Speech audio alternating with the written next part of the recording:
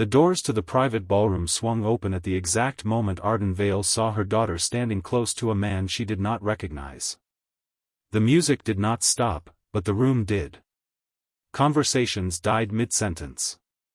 Glasses paused halfway to lips. Arden was the founder and chief executive of Vale Dominion, a woman who had spent 22 years building an empire out of steel, silence, and control. She had planned this evening down to the smallest detail. The seating charts, the guest list, the exact minute the lights would dim for her opening toast. And none of it had prepared her for the sight waiting on the far side of the room. The man beside her daughter wore no watch worth mentioning, no tailored jacket, nothing that announced wealth or belonging. He looked like exactly what he was, a contract maintenance technician who happened to work 3 floors below the executive suite. Arden crossed the room the way she crossed boardrooms, each step measured, each breath controlled, her eyes fixed on the 2 figures standing far too close together near the far wall. Celeste Vale did not step back when her mother approached. She had inherited many things from Arden, the sharp jaw, the steady posture, the refusal to flinch under pressure, and in that moment she used all of it. The man beside her, Maddox Rowan, kept his hands loose at his sides and said nothing, though his eyes never left Arden's face. Whispers moved through the crowd like a current under still water. Someone near the bar leaned toward a companion and murmured a question about who exactly had let the help into the party. Arden ignored them. She stopped 3 feet from her daughter and asked the only question that mattered to her in that instant, low and even, meant only for the 2 of them, though the whole room strained to hear it. "What are you doing with him?" Arden asked. Celeste did not blink. "I am standing next to someone I trust," she said. The words landed harder than either of them expected, and for a moment Arden's composure cracked just enough for those closest to notice. She turned to Maddox and told him, without raising her voice, that he should leave the property immediately. A single dad with a maintenance badge had no business standing inside a room built for people who owned half the buildings in the city, and Arden made that clear without ever using those exact words. Maddox did not argue. He did not apologize either. He reached into a worn leather folder tucked under his arm and set it gently on the nearest table, the way a man sets down something heavier than it looks. "You can have me removed," Maddox said. "That is your right tonight. But before your security walks me out, you should read what is inside this folder." Arden stared at him for a long moment, searching his face for the arrogance she expected to find in a man trying to marry into money he had not earned. She did not find it. What she found instead was a stillness that unsettled her more than any argument could have. A member of her security team stepped forward at her side, waiting only for a nod to move Maddox toward the exit. Arden raised one hand slightly and the man stopped where he stood. Guests near the bar leaned in closer, sensing that something had shifted, though none of them could have said exactly what. Celeste watched her mother's face with an intensity she rarely allowed herself in public, searching for any sign of the outcome to come. Against every instinct she had built over 2 decades of boardroom warfare, Arden reached for the folder and opened it, flipping past the first few pages with the practiced speed of someone who had read 1,000 contracts in her lifetime. 22 years of running a company had taught her to read a page in seconds, and this page did not need seconds. She turned to the last page and stopped breathing for a moment that felt much longer than it was. A signature sat at the bottom of an old document, one she had not seen in 19 years, one she had convinced herself she would never see again. Her hand, famous throughout the company for never trembling, trembled now.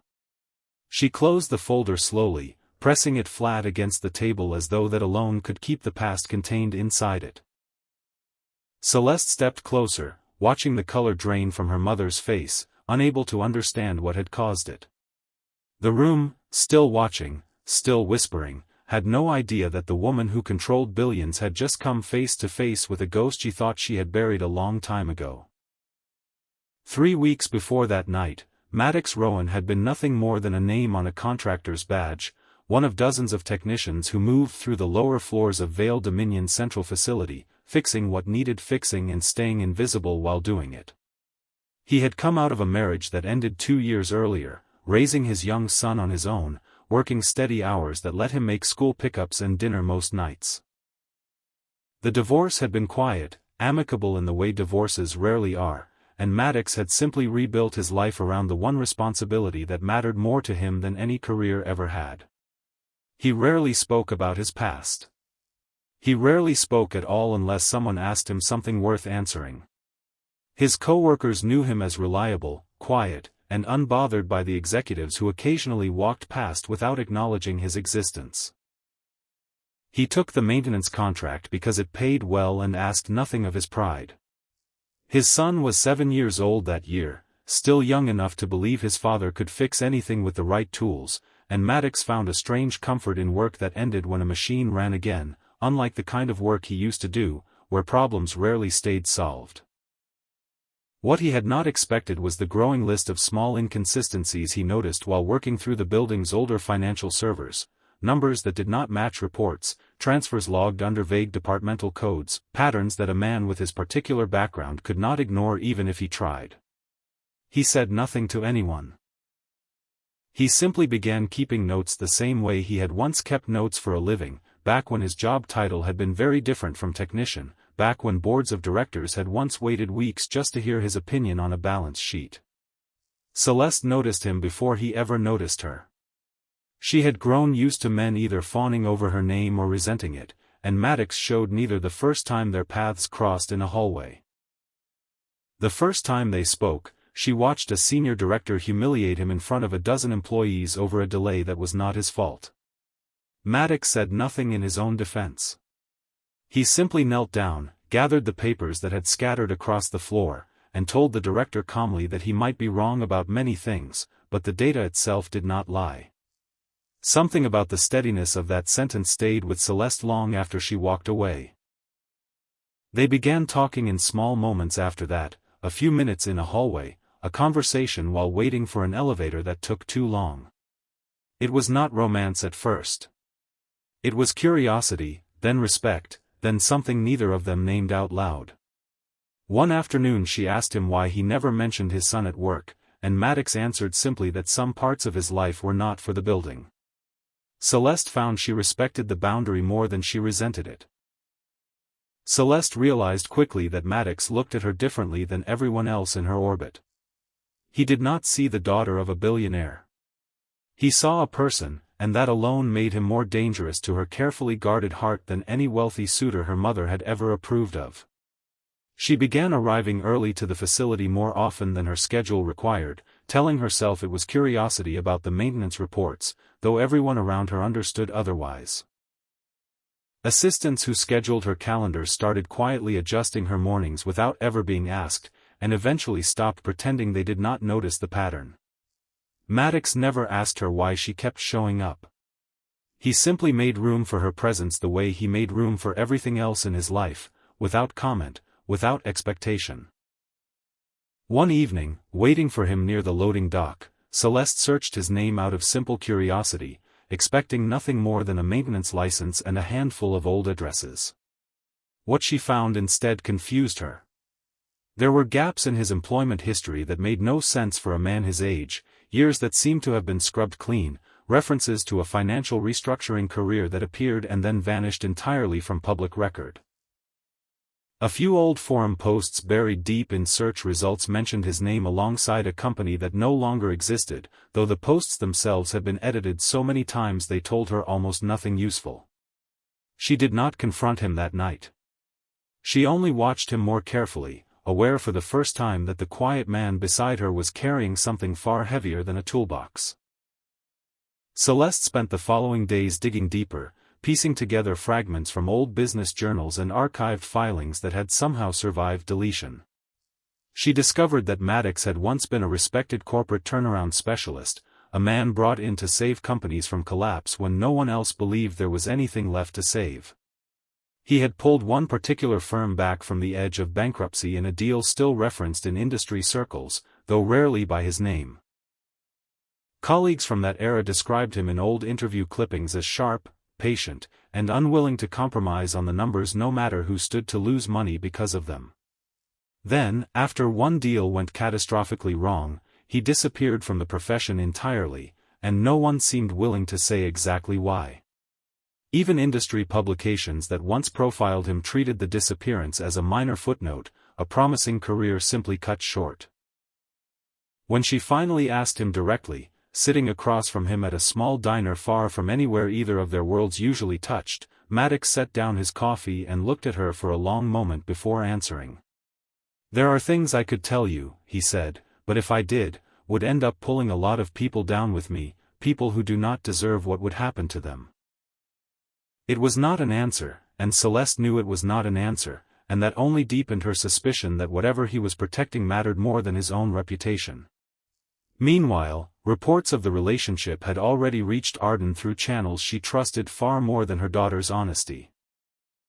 An assistant mentioned it first, almost casually, during a morning briefing about facility staff, and Arden's expression had not changed at all, though everyone in the room understood the comment had landed.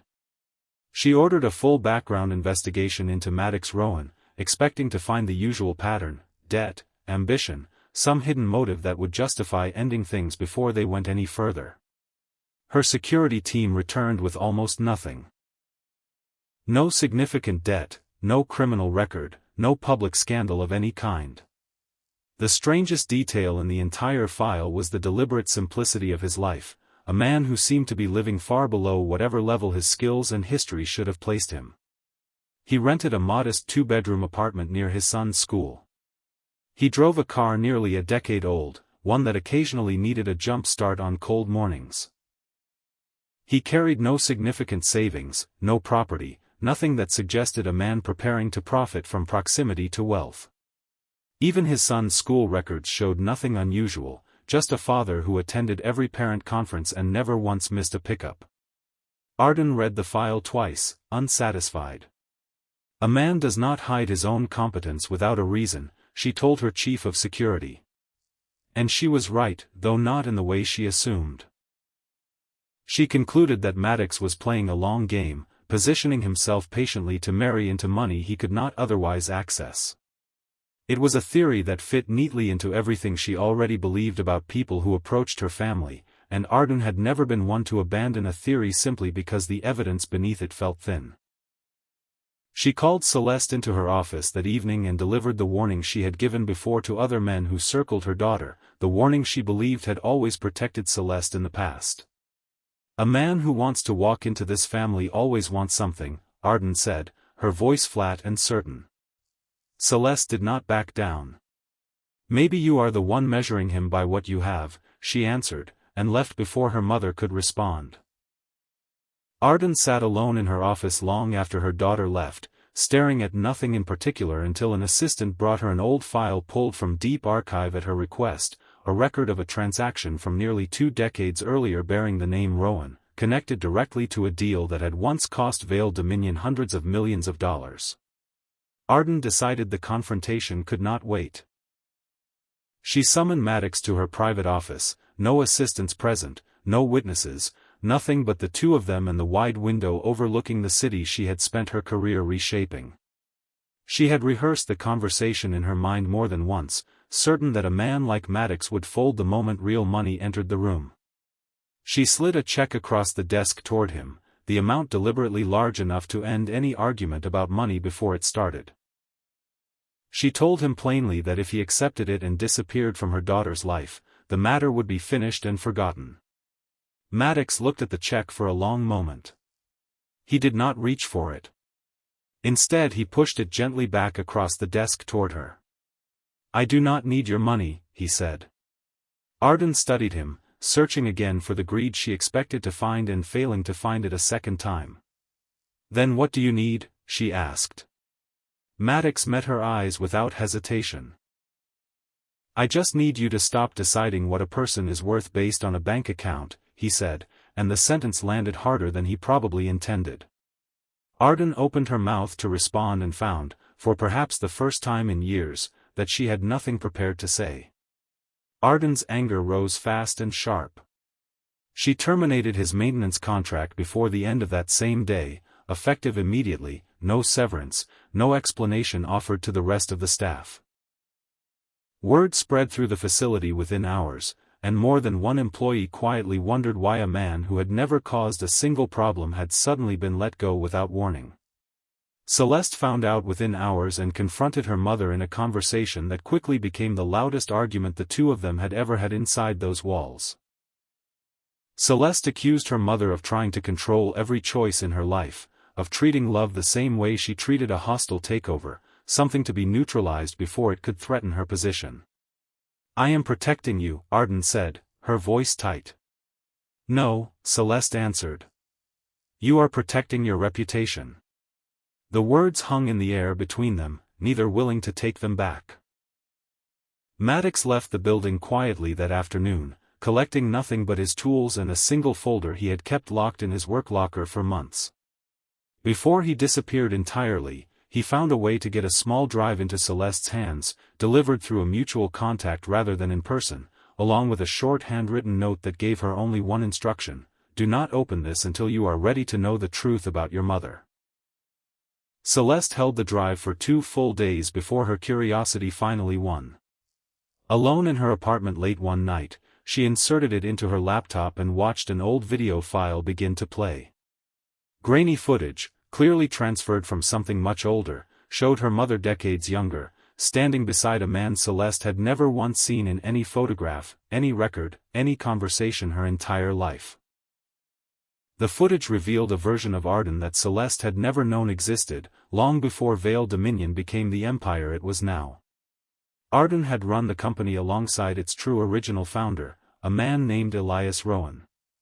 In the recording, the two of them stood in front of an unfinished office building, laughing about a future they were building together, equal partners in every sense that mattered at the time. Elias, Celeste realized with a chill spreading through her chest, was Maddox's father.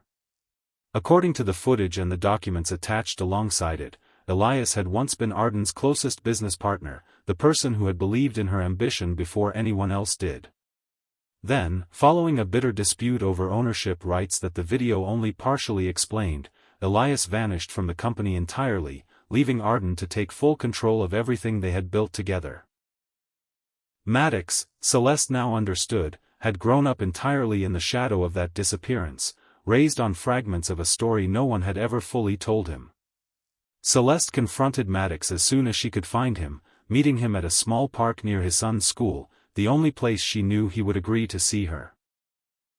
His son was there that afternoon too, chasing a soccer ball across the grass with 2 other kids from his class, and Maddox kept one eye on him even while giving Celeste his full attention. She asked him directly whether he had approached her deliberately, whether their entire relationship had been calculated from the start. Maddox did not deny that his father's history had brought him into contact with Vale Dominion in the first place. "There was a time I thought I wanted to take back everything that should have been mine," he admitted quietly, watching a group of children play across the field. "And now?" Celeste asked, her voice steadier than she felt. Maddox turned to face her fully. "Now I just want to know what my father actually did," he said, and there was nothing rehearsed in the way he said it. Celeste believed him, though belief did not erase the tangle of questions still sitting between them. Together, cautiously, they began piecing apart what had really happened all those years ago, working from documents Maddox had spent years quietly gathering whenever he could find an opening. What they eventually uncovered stunned them both. Elias had never betrayed Arden. He had never stolen from the company or broken the trust between them the way the official story had always claimed. Someone else entirely had manufactured the evidence that destroyed his reputation and drove him out, someone who had remained inside Vale Dominion's leadership ever since, someone who had spent 19 years benefiting from a line no one had ever thought to question. Maddox and Celeste continued their investigation in secret, meeting late at night, cross-referencing old financial records against documents Maddox had preserved from his father's private files. The trail eventually led them to Dorian Kessler, the company's longtime chief financial officer, a man Arden had trusted almost as completely as she had once trusted Elias. Dorian, it turned out, had spent years manipulating internal reports, quietly siphoning funds through accounts disguised behind layers of departmental code similar to the ones Maddox had first noticed on the maintenance servers weeks earlier. It had been Dorian who fabricated the evidence convincing Arden that Elias had embezzled company funds. After Elias left in disgrace, Dorian slowly built influence over a network of smaller shareholders, positioning himself as the second most powerful figure inside the company without ever drawing the kind of attention his ambitions deserved. He was careful, deliberate, and patient in a way few people in the building ever noticed, always offering to handle the tedious financial details no one else wanted to review closely. Maddox had suspected something like this for years, but suspicion without proof meant nothing against a man who had spent nearly 2 decades covering his tracks with remarkable patience. Maddox had first grown suspicious of Dorian long before he ever took the maintenance contract, back when he was still a teenager, piecing together why his father had vanished from every conversation in their house. His mother rarely spoke about the company after Elias left, and what little she did say always circled back to a single unanswered question: why a man who loved his work more than almost anything else would simply walk away from it without a fight. Taking the contractor position had never been random. It had been the only way Maddox could get close enough to the truth to finally answer that question for himself. Dorian noticed the investigation before Maddox and Celeste were ready to act. He struck first, planting falsified records suggesting that Maddox had stolen sensitive corporate data during his brief time as a contractor. It was a small enough fabrication to seem believable, timed precisely enough to reach Arden before either Maddox or Celeste could bring her anything solid of their own. The forged evidence reached Arden within days, reigniting every suspicion she had originally held about Maddox's intentions toward her daughter. She read the fabricated report and felt something close to vindication, certain now that her instincts about the man had been correct all along, even as the truth sat buried just beneath the surface. Celeste found herself trapped between two people she loved, unable to convince her mother of a truth she herself was still only beginning to understand. Dorian used the chaos to his advantage, pressuring Arden to sign off on a major transfer of voting shares under the guise of stabilizing the company during what he called an unusual period of internal risk. If the transfer succeeded, Arden would lose meaningful control over the very company she had spent her life building, though she would not realize the danger until it was almost too late. Dorian visited Arden's office twice that week, each time carrying a folder of his own, thinner than the one Maddox had assembled but polished enough to look convincing under pressure. He spoke calmly about risk exposure and shareholder confidence, using language Arden had heard from him for 19 years without ever once questioning it. He mentioned, almost in passing, that men like Maddox often appeared during moments of vulnerability, and Arden absorbed the comment without realizing how carefully it had been planted. She trusted him the way people trust furniture that has never moved, never squeaked, never given them a reason to look underneath it. Security escorted Maddox from the building a second time, this encounter far colder than the first.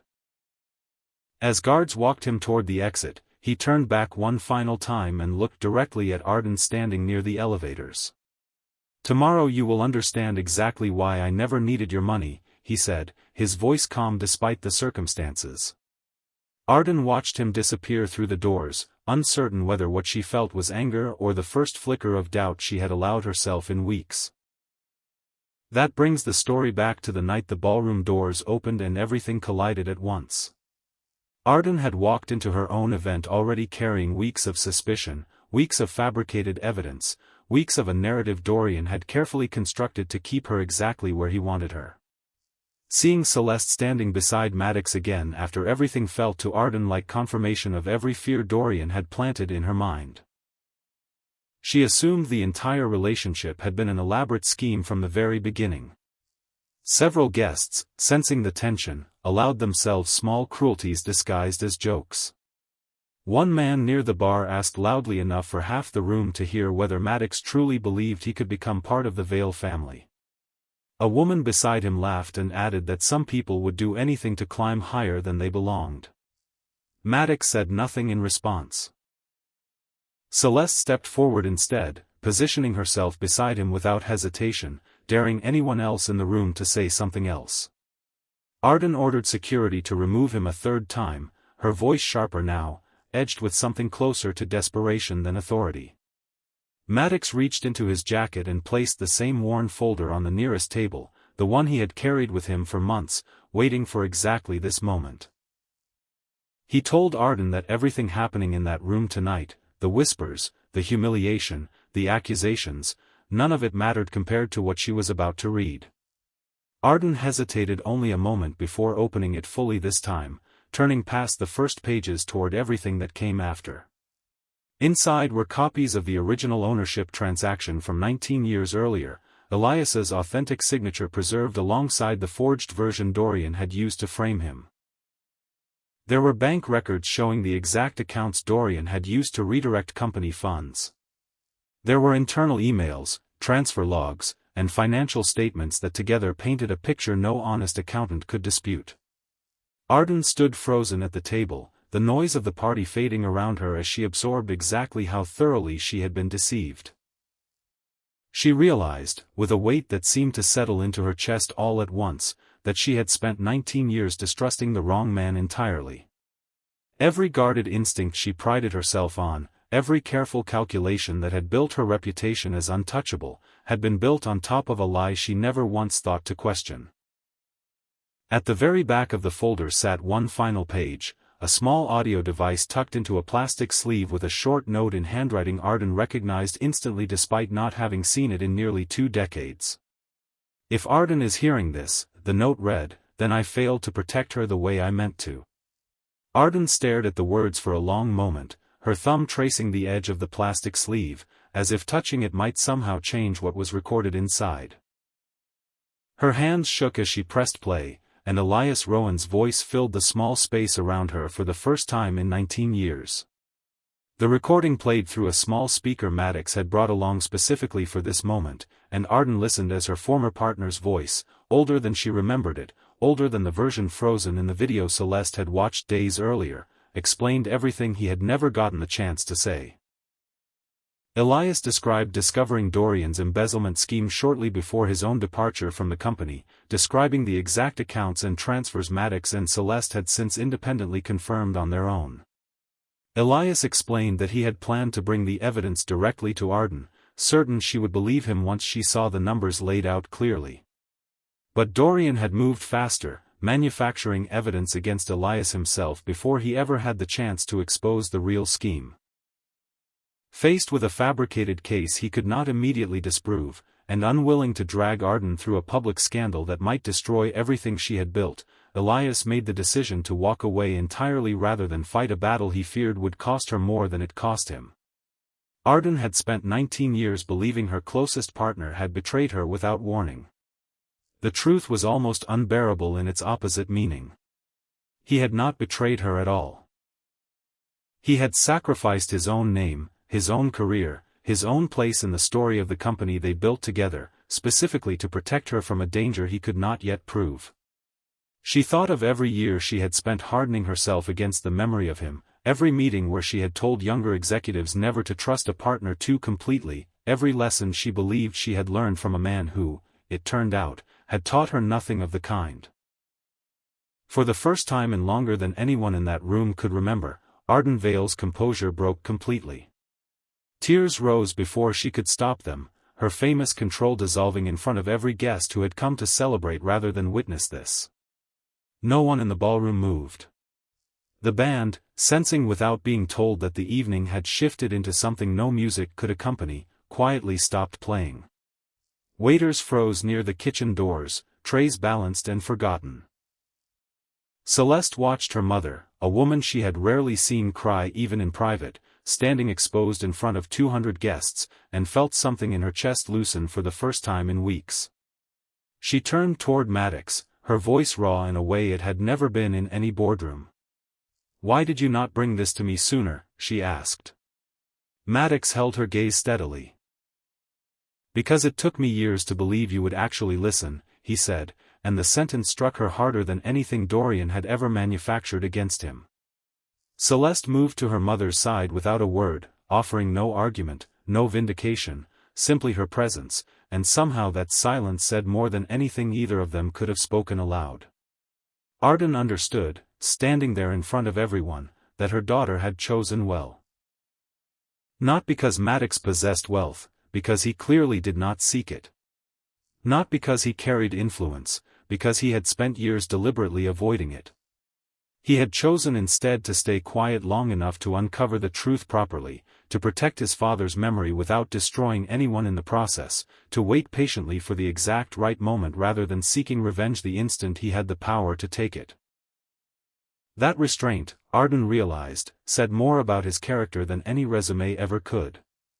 Before the moment could settle into anything resembling peace, Dorian Kessler stepped forward from the edge of the crowd, his expression carefully arranged into outrage rather than fear. He announced loudly enough for the entire room to hear that the entire folder was fabricated, that Maddox had assembled a convincing forgery purely to manipulate Arden and seize a place inside the family and the company both. Several guests, uncertain what to believe, began murmuring among themselves again, the fragile clarity of the previous minutes threatening to collapse under the weight of Dorian's confidence. Arden turned toward Maddox, searching his face for any hint of doubt. Maddox did not raise his voice to match Dorian's. He simply said that he had no authority to decide who was telling the truth, that the decision belonged to Arden and to the evidence itself rather than to anyone's word alone. He then produced a second device from his jacket, a backup drive containing archived server records pulled from an old system Vale Dominion had long since replaced but never fully wiped, records Maddox had quietly preserved during his months working in the building's lower levels. The data on the drive left no room for interpretation. It traced, transaction by transaction, the exact path Dorian had used to funnel company funds into accounts registered under names that led back through several careful layers directly to him. Dorian's expression finally cracked as the numbers appeared clearly enough for even the guests standing nearby to understand what they were looking at. He had no argument left strong enough to counter what the data showed in plain, undeniable terms. Arden turned to her legal team, standing nearby exactly as they always did at her events, and gave the order to freeze every account and access credential associated with Dorian Kessler immediately. Dorian tried once more to argue, his voice climbing toward panic now that composure had failed him, but no one in the room offered him anything to hold on to. Security escorted him from the ballroom within minutes, his protests growing fainter as the doors closed behind him, and the room he left behind fell into a silence deeper than any that had come before it that night. Arden turned back to Maddox once the noise had settled. "I once believed you came here to take something that belonged to my family," she said quietly. Maddox met her eyes without hesitation. "I came here to find something that belonged to my father," he answered. Arden studied him a moment longer before asking the question that had been sitting underneath everything else all along. "What do you want now?" she asked. Maddox glanced briefly at Celeste before answering, his voice steady, quiet enough that only those closest could hear it clearly. "I want to be treated like a person," he said, and the sentence settled over the room like the final note of a long piece of music, finally allowed to rest. Arden crossed the remaining distance between them and did something none of the guests watching had ever seen her do in public, not once in over 20 years of galas, mergers, and carefully managed appearances. She apologized to him directly, not as the chief executive of a company worth billions of dollars, but as a mother who had let fear and old wounds dictate decisions that never should have belonged to her in the first place. She admitted in front of everyone present that she had judged him entirely by his position rather than his character, that she had tried to use money to solve a problem that had nothing to do with money at all. She admitted that fear had guided far too many of her decisions over the years, fear of being deceived again the way she believed Elias had once deceived her, fear that had ultimately caused her to misjudge the one man who had spent nearly 2 decades quietly protecting the truth rather than exploiting it. She acknowledged finally that she had wronged Elias Rowan in ways she could never fully undo, and that the debt she owed his memory now extended to his son standing in front of her. She said his name slowly, deliberately, as though speaking it aloud after so many years might begin to repair some of the damage her silence had caused. Guests who had come that evening expecting nothing more than champagne and quiet networking found themselves witnessing something none of them would forget, a woman known across the industry for never once admitting fault standing in the middle of her own celebration and doing exactly that. A few of them exchanged glances, unsure whether to look away out of respect or keep watching out of something closer to admiration. Turning to face the full room, Arden announced clearly that Maddox Rowan was not the opportunist so many of them had assumed him to be that evening. He was, in fact, the man responsible for uncovering an internal scheme that had nearly cost the company control of itself, a scheme that had gone unnoticed for 19 years until his patients finally exposed it. The same guests who had laughed at him an hour earlier now stood silent, several of them lowering their eyes rather than meeting his.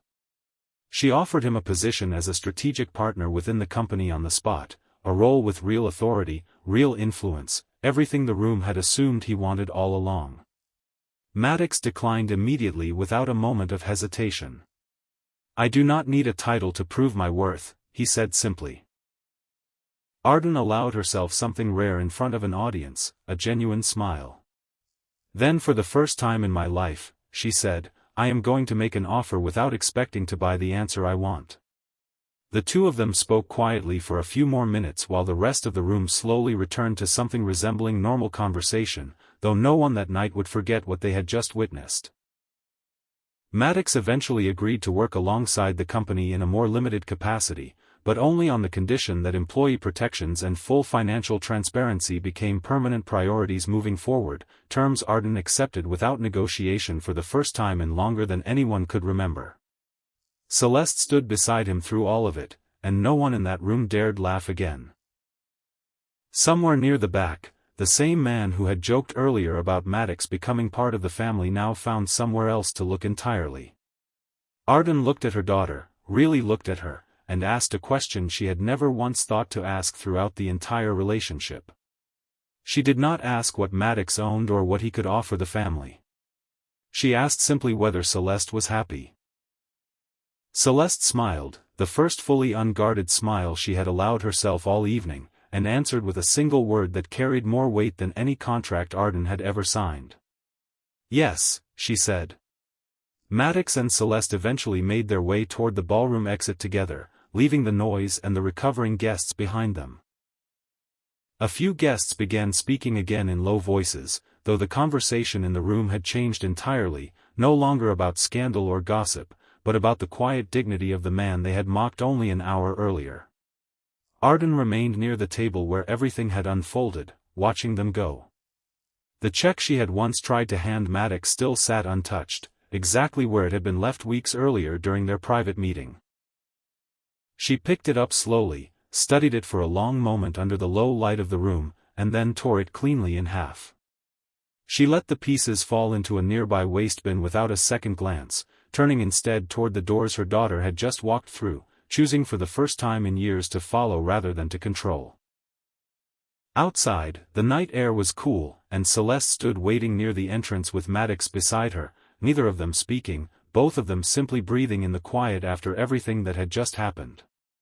Somewhere down the street, the city carried on exactly as it always had, indifferent to what had just unraveled inside one glittering room.